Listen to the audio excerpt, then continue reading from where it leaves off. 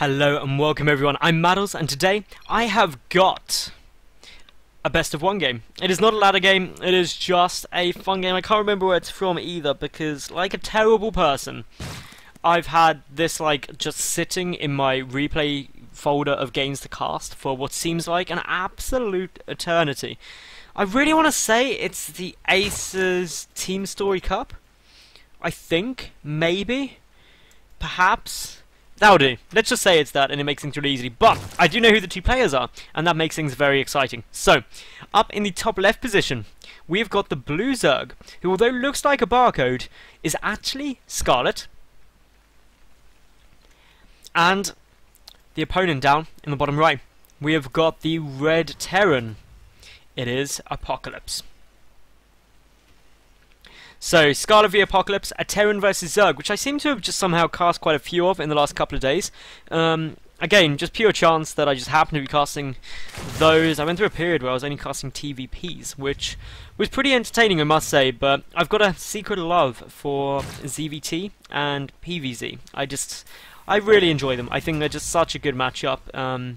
Really quite dynamic and fun to watch, so that's always fun. But anything that's not a mirror matchup is always pretty cool. Although, having said that, TVT, I do quite like TVT. I like all the matchups, and this is actually quite a blessing, because if I didn't like a matchup as a caster, it would always mean that any time I cast it, I'd just be sitting there and slightly bored, which is never something you really want, unless, of course, you're playing it. Now, if I had to say matchups I don't like playing, ZvZ is so up there. It is so ridiculously stressful.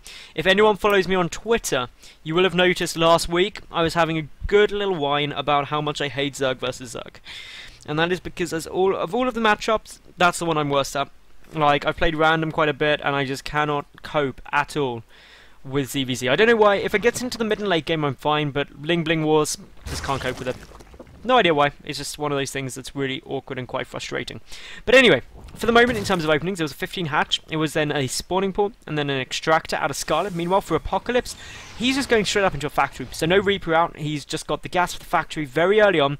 Probably going to be putting on quite a nice little bit of pressure. Well, definitely going to be putting on a nice little bit of pressure, which is fine as long as Scarlett identifies that this isn't down, and then really just pumps out a couple of Zerglings, potentially even a spine crawler if needed. But to be honest, it's not something you desperately need to worry about. It's just going to be a reactor Hellion opening most likely. So not super scary, but something that you do need to be aware of, so you can just get yourself in a position where you can defend it. But two queens on the way out, this should be good. A defensive spine may be warranted, especially when Scarlett comes in and sees this coming down, and this Overlord should be able to get a good little scout on it and get a really good little spot that, okay, something's not quite right there. Or at least it's not an early command center if that factory's done so early. So it's going to come in. We'll get a nice little scout out. We can see already the 4 Zerglings are there. Sees that, yeah, straight away sees that landing. So knows there was a switch off coming, and therefore knows that the reactor's there. The expansion coming down straight after this for Apocalypse, so that's all fine. Scarlett now, with the 2 queens just popping out, the first inject going to be hitting. This is all looking really quite nice and good. Metabolic boost already on its way, and the Zergling's just going to be moving forward just to confirm whether that expansion's there or not, because this is actually a good tell. If you don't see this expansion, you've got to be worried about a starport. If you do see that down, then you're probably pretty safe knowing that it's just going to be a Hellion expand. So that's all good. Meanwhile, switch coming on after that. The command center is just on its way down. We've got a couple of additional Zerglings on their way, but there's now the starport, so it's delayed later than it would have been otherwise. A Widow Mine now on its way, so this kind of 2 Hellion pressure going to be followed up with Widow Mine drops, which is always fun. There's the defensive spine crawler as expected. The Queen's going to try and get a block off on the ramp. Aren't quite going to be able to get there in time. That means the Hellions could have run up, but with only 2 of them there, it would have been a big commitment and not really going to be able to gain very much, because one would have died in the process to the Zerglings. Speed very nearly done for Scarlett here. More Marines coming out, more Widow Mines coming out, but nothing terrifying for the time being. Scarlett not really taking any losses at all. Just 1 drone I think died, and that was... Nope, it was 2 Zerglings, not 1 drone. So that's fine. Everything looking good there for Scarlett. The spine crawler is going to come up as well, with the creep spread on its way, all looking good. Creep spread coming down from the main. 4 queens out on the field. Sorry, 3 queens out on the field. That's all good. The second gas now coming down too. But it's these Widow Mines that can be a little pain. The Overlord is going to see that the starport is down, know that therefore medevac is on its way. No reactor or tech lab on there. That's how you know that it's going to be a medevac and not something like, say, a Banshee coming out super early. But this is actually okay for Scarlett, because Scarlett now can just well, defend this, make sure that a couple of units are kept up in the main in case the drop comes in there. And generally, is going to be quite happy. The Speedlings now going to try and get a kill on these Hellions. May actually be able to do so if these Hellions aren't very, very careful, because if they stop even for a second, this round will go off. So this is Apocalypse just having to go into full retreat mode, back to the safety of these Widow Mines and Marines. Scarlett will be able to get back, though. Loses a single Zergling. The third defended by this Widow, or the third being denied by this Widow Mine at the moment. And that means once the lair is finished, an Observer will be forced to morph before that can be taken. But having said that, these rockets can get taken down. This third could also be taken fairly easily if Scarlett wants to do that. But for the moment, Scarlett just needs to defend against this, which is Hellions pushing in the natural, drop coming into the main most likely. And as long as you defend against that, you're not going to take too much damage. The third, not essential yet, because the natural was delayed by getting the factory out really quick. But Scarlett does need to look to take it in the near future, ideally. But there's the drop getting loaded up. Is gonna get perfectly spotted by these Zerglings. So now the reaction can come down pretty much on the mark here for Scarlett, who's already got Overlords in a great position to scout it all coming down. Scarlett also just happily up to Lair Tech, already starting on the Spire. So 2 bases up into Mutas, perfectly doable, especially when your opponent's gone for this slightly more aggressive opening. But this Medevac easily spotted, knows that there's no third base down, and would struggle to do too much more. One Zergling being sacrificed so this Widow Mine can get cleared out. But now the drop coming straight up in towards the main. So this main base is going to take a little bit of damage here. And yeah, it's, well, a couple of Zerglings went down, and I think an Overlord too. So not massive losses there for Scarlett, but if Scarlett is able to really come in for some counter aggression, that would be absolutely great. So if that does now come down, then it'll be good. Otherwise, this third has got to get secured relatively quickly. Mutalisks will be hitting the field fairly soon, and once these Mutalisks do come down, that is actually where drops really get shut out, and you're not going to be able to get good drops, especially with nice overall placement as Scarlett's got. Potentially this third could get dropped though, because there's not really any overall placement down on the left-hand side of the map, but not something that Scarlett is going to be super concerned about once these Mutalisks start hitting the field, because dropping with Mutalisks down will be a really potentially dangerous move there for Apocalypse. And Apocalypse, anyway, just sitting back, getting up a third command center, macroing really all the way. Stim on its way, just +1, no double engineering bay as of yet. Meanwhile for Scarlett, no evolution chambers either, so no upgrades really coming down there. Instead, just getting down the Banelings, getting down the Mutas at a really early point, rather than getting the upgrades out. So this opens up for a nice little timing push, where you can do some nice damage with obviously Banelings, Zerglings and Mutalisks, especially against this sort of 10-11 minute push mark with +1 and Stim, that a lot of Terran players will always try and hit. But, oh, Scarlett trying to get in a good position, hasn't got any Banelings there at the moment. There's one Zergling running in, that's going to mean Scarlett's got to retreat back, because there's only 2 Banelings on the field at the moment. Got to be a little bit careful. One Hellion gets sniped off there, no Mutalisk went down in the process, so good trade for the Zerg at the moment. But Apocalypse, he's starting to move forward. This third base needs to stay up. If that goes down, Scarlett obviously will be getting a bit of a tough spot. 14 Banelings are morphing. The Mutas just going to poke, just going to prod, trying to delay this in order to get those Banelings out. But if Apocalypse gets in before the Banelings are in a good spot, it will be tough. Baneling speed is done. Already the Marines getting a good little spread here. But in come the Banelings now. In come the Mutalisks as well. And of course, the more you spread the Marines, the better the Mutas and Zerglings are going to be against them. Some more good hits. The Medevac's trying to boost away, but they can only boost away for so long. The Zerglings need to chase too, because otherwise the Marines will get dropped out, and potentially we'll see a couple of Mutalisks go down. But now the Marines getting picked off as they go to Widow Mines burrowing. Gotta be careful there, Scarlett, because you don't want those to get big hits, and they do get some really nice connections there. Those two one Baneling gets actually 13 kills.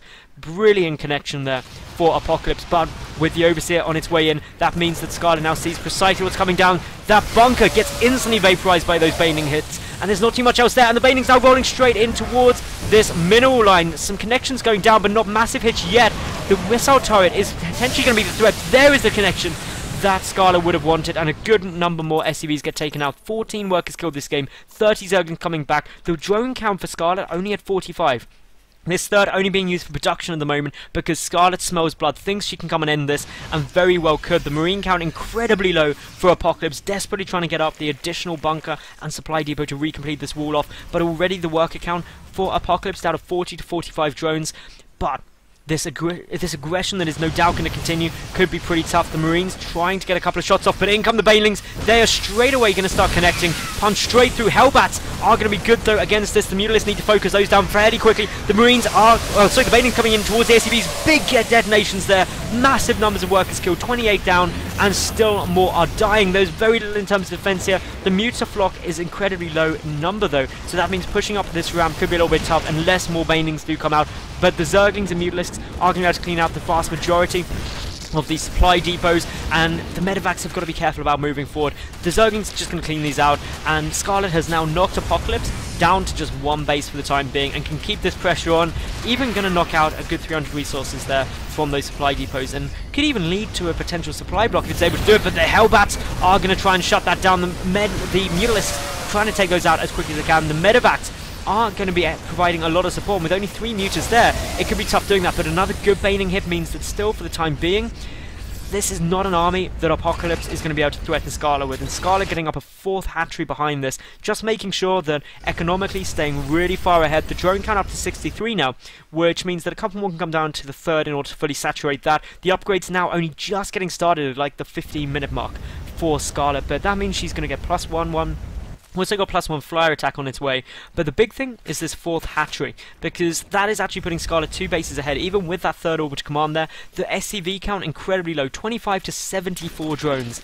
Economically, Scarlett's in a great spot, and that actually pushes a huge amount of pressure onto Apocalypse's side of the court, that he's got to make sure that he deals some damage, because otherwise Scarlett is just going to have no problem going complete macro mode. As we see, pathogen glands, hive all on the way, upgrades coming down, drone count looking comfortable. This drop has got to do some nice damage, this push out has got to do some nice damage, but all the while, Mutalisks are running about.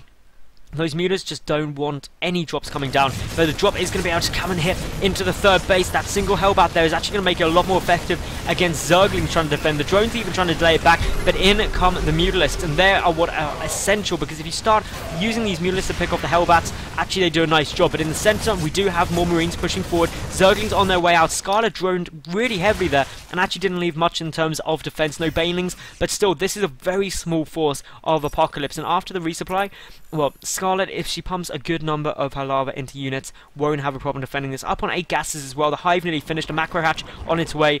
Great Spire could come down. We could also potentially see the Ultralisk Cavern come down, and it is going to be the Ultra Cavern on its way. So that just means that with the Infestors that are now just starting to hit the field, a couple of good fungal growths, Ultras can close up the gap and really just om-nom their way through all of the infantry that Apocalypse could be trying to throw at the Zerg. Adrenal Glands also on its way.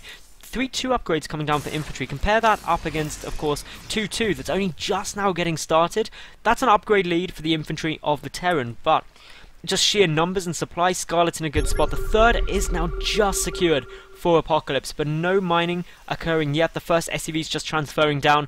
But Scarlett has got to make sure that she keeps on the pressure. Even though massive worker lead, you don't want a Terran player building up a sizable force. So just banking up couple of resources. The first Ultras have got to start coming down really quite soon, because that's when actually you'll start getting a really strong force. The Infestors now just on their way out too. The first Ultras on their way out. And all while these Ultras are on their way, actually Scarlett can get into a really comfortable spot. This is really now Scarlett's game to lose.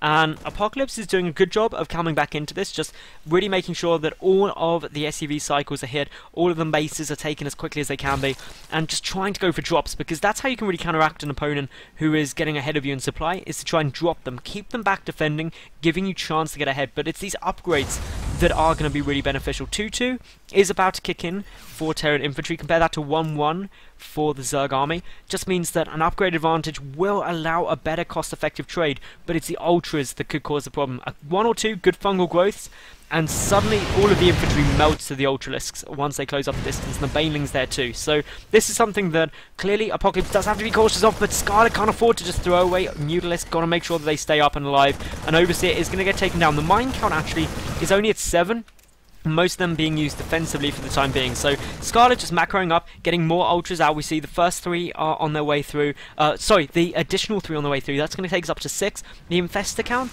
only at 3 though, so not really committing heavily there, because it only takes 1 or 2 fungal growths on a clump of Marines to really make all of the difference, and that is what Scarlett is going to be trying to go for now. Couple of Widow Mines burrowing, a good number of them, all clumped up on top of each other, but of course Ultra's good against Widow Mines. In they come now. Where's the fungal growth? There we go, just what we want. The Widow Mines triggering on infested Terrans, which is always going to be a good little trade there. Second fungal growth coming down, but will not be able to kill the Widow Mines. A third would be required, and this is where things start getting really quite tense for Scarlett. Only 1 more fungal growth remains as far as I'm aware. And if that doesn't go down fairly soon, then actually, oh no, sorry, there are 2 just about to come back out, and that's where things are going to get really important. Of course, the Widow Mines, no clue where they are for the time being, because the Overseers, not with the army. Oh, and an Infestor goes down. It was one of the high energy Infestors too, went down to that Widow Mine. You've got to be so careful here. Fungal Growth hitting a couple more Widow Mines there will be able to kill a good number of them, and so that makes things a little bit safer. The Ultralisk count also getting higher up. Meanwhile, Apocalypse just trying to get into the best defensive position he can, going for the drop as well up on the right hand side. But this third, if the third goes down, well, that is where Scarlett can just win the game, because the economical position will be so great. And actually coming from the side, this wasn't really expected by Apocalypse, having to reposition his entire army, but Scarlett with so many Ultralisks, got to just make sure that the Widow Mines don't get good connections on the Banelings, and then it'll be fine. But the Banelings are starting to move forward, not even a need for the fungal growths there. The Banelings get great connections, and there is the GG. Well played, Scarlett. Just from that initial aggression, getting in such a beautiful position and taking that game quite convincingly. So I hope you all enjoyed that cast. If you did, make sure you like the video, leave a cool comment, and of course subscribe. And I'll catch each and every one of you tomorrow when I get another new game up. I'll see you then. Bye for now.